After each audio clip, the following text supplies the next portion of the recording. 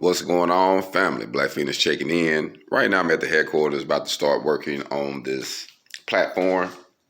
I actually got to line everything out to make the rails and stuff to come off. So my goal is to make everything to pop out. Right now I am actually getting stuff lined out.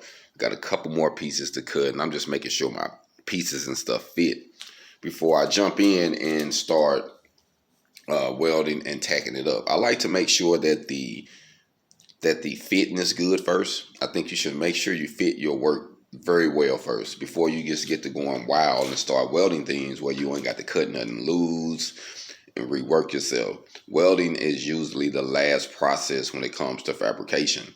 So when you're fabricating, you're building something, keep that in mind. Make sure it's fitted, it's plumb, it's square, it's level, whatever it needs to be, is clean.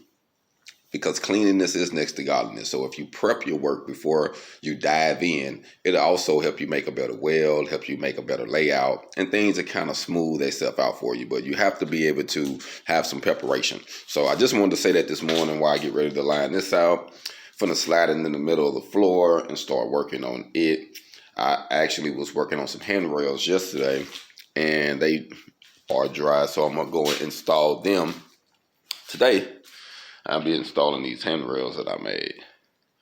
But it's all about proper preparation. Like literally you're gonna have to prepare yourself properly. Like that's the key, is to make sure you clean things, take your time, square things off. And it's not about what you have. Because a lot of people think like, oh, I got to have this. Oh, I need a big table. Oh, I need this. Oh, I didn't work in many shops, especially in Arkansas when I got started.